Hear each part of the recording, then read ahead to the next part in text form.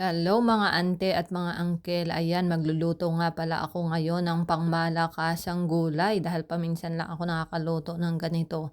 Dahil nga sobrang mahal ang mga gulay dito. Kapag hindi tayo marunong mag-budget ay naku, mamumulubi talaga si angkol.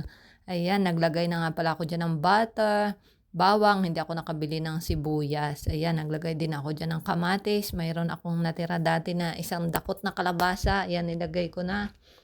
Nakabili ako kahapon ng 3 talong, siyempre titipirin ko yon, isang talong lang munang ilalagay.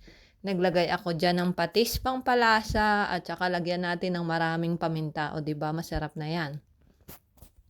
Haluin natin ng pagayon at pagayaan, saka natin takpan hanggang sa lumambot.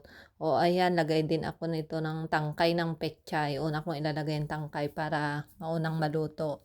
Mamaya na natin ilalagay yung dahon. Ayan, kapag malambot na yung tangkay, lagay na rin natin ang dahon. Kamahalan din nga pala yung pechay na yan. Kaya minsan lang makabili si ante. O tikman natin, ay sarap man din.